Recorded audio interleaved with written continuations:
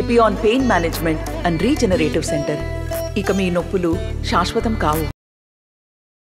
రేవంత్ గారి 100 రోజుల పాలన కంప్లీట్ అయిపోయింది. అవును. సో ఇంకా కొంతమంది అసంతృప్తిగా ఉన్నామని చెప్తున్నారు. దీని గురించి విమర్శలు కూడా వస్తున్నాయి ప్రతిపక్షాల నుంచి. దీని గురించి మీరు ఏం చెప్తారు? ఇప్పుడు ప్రతిపక్షాలు ఉన్నదే విమర్శించడానికండి. ఇప్పుడు మంచి జరిగినా కూడా ఆబ్వియస్లీ విమర్శలు అనేవి వస్తాయి. ఇప్పుడు any which government, A government ఉన్నా కూడా విమర్శిస్తారు. సో ఒకటే ఏంటంటే ఈ 100 రోజుల పాలనలో ఎంత వీలైనంత వరకు ఇప్పుడు ఆబ్వియస్లీ మాకు రాష్ట్రం అప్పచెప్పినప్పుడు, కొత్త గవర్నమెంట్ ఫామ్ అయినప్పుడు అప్పులతో అప్పచెప్పారండి. ఆ అప్పులకి వెళ్ళి కూడా మేము ఇచ్చిన మాట జనాలకి నెరవేర్చుకోవాలి కాబట్టి ఏవైతే 6 గ్యారంటీస్ ద్వారా మేము నెరవేర్చుకోవాలనుకున్నామో అవన్నీ కూడా చేసుకుంటూ వెళ్దాం అనేదే ఒకటి తర్వాత ఒకటి చేసుకుంటూ వచ్చారు. సో దాంట్లో మీకు మేజర్ గ్యారంటీస్ అన్నీ కూడా ఇంప్లిమెంట్ అయ్యాయి. ఇప్పుడు ఎలక్షన్ కాగానే మిగతాయి కూడా ఇంప్లిమెంట్ అయిపోతాయి అంతే. ఇప్పుడు ప్రతిపక్షాలు అంటారా, ఇప్పుడు మేము గెలిచిన 10 డేసే 6 గ్యారంటీస్ గురించి మాట్లాడారు. 10 డేస్లో ఏ గవర్నమెంట్ అయినా they need to settle down. అప్పటి నుంచే మాట్లాడుకుంటూ వచ్చారు. So that is also not right అనుకుంటాను. You should give any government, new government form అయినప్పుడు టైం ఇవ్వాలి. ఎందుకంటే వాళ్ళకి ప్రీవియస్ గవర్నమెంట్ సెటిల్ అయిపోయి ఉండి తర్వాత అప్పులతో మాకు వచ్చినప్పుడు అది కొత్త గవర్నమెంట్ హౌ టు రియాక్ట్ అనేది కూడా ఒక్కొక్కటి తీస్తుంటే అయితే బాగా ఇవి తెలుస్తాయి కదా. కానీ sorry for the interruption, recent గానే రఘునందన్ గారు చెప్పారు, ఇలా ఒక ఇంటర్వ్యూలో ఇలా మాట్లాడుతూ చెప్పారు. సో ఏదైనా విమర్శలు వస్తాయి, ఇలా 100 రోజుల పాలన గురించి ఏదైనా విమర్శలు వస్తే మాకు అప్పులు ఇచ్చి అప్పులతో వదిలేశారు పాత ప్రభుత్వం అని చెప్పి అంటూ ఉంటారు. సో అది తెలిసే కదా మీరు ఈ మేనిఫెస్టో కానీ ఇదంతా తయారు చేసి ఇలా మీరు చెప్పింది. సో 100 రోజులు తెలియకుండానే మీరు చెప్పారా ఇలా అప్పులు ఉన్నాయని? సో ఇది ఒక రీజన్ అని కూడా కాదండి. ఎందుకు చెప్పనా, ఇప్పుడు ఆబ్వియస్లీ అప్పులంటే సరే ఏ ప్రభుత్వమైనా అప్పులు చేస్తాయి, లోన్స్ తెచ్చుకుంటారు.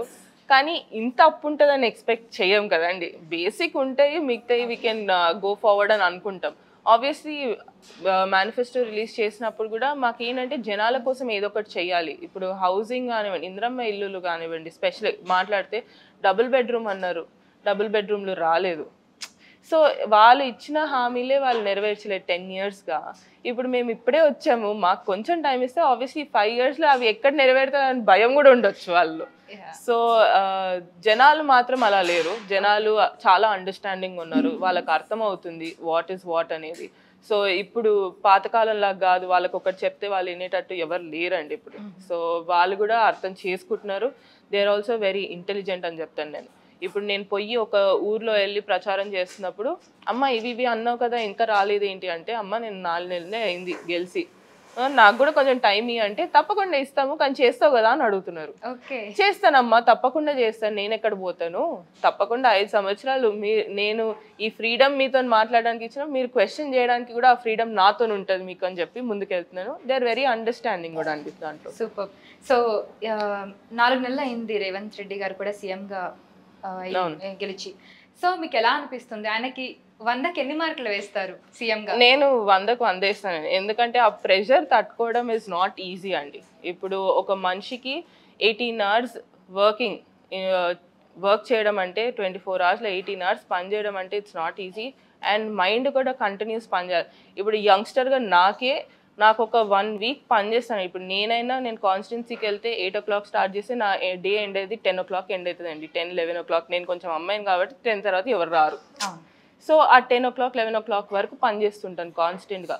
పని చేసిన తర్వాత ఎక్కడో ఒక 3-4 days తర్వాత నాకు ఒక బ్రేక్ కావాలని నాకే అనిపిస్తుంది.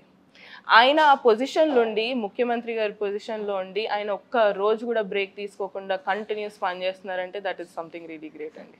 ఓకే, ఇప్పుడు మీ దగ్గరకు వచ్చేద్దాం. మీరు ఎమ్మెల్యేగా మీరు ఎంత మార్కులు వేసుకుంటారు? నేను 100కి మార్కులు అంటే నేను కొంచెం తక్కువనే వేసుకుంటానండి.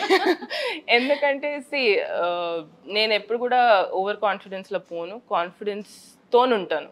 కానీ దాన్ని ఒక లైన్ ఉంటుంది, కాన్ఫిడెన్స్ ఓవర్ కాన్ఫిడెన్స్. ఆ లైన్ దాటొద్దని నేను ఎప్పుడు నమ్ముతాను. సో ఇప్పుడు మీరు అడిగినప్పుడు 100కి 100 అంటే నేను 100కి 100 వేసుకోనని చెప్తాను. ఆబ్వియస్లీ నేను ఇంకా ఐఎమ్ స్టిల్ లెర్నింగ్ ఫేజ్లో. లెర్నింగ్ నుంచి కూడా ఇప్పుడు కొంచెం బయటికి వచ్చి కొంచెం బెటర్ అయ్యాను.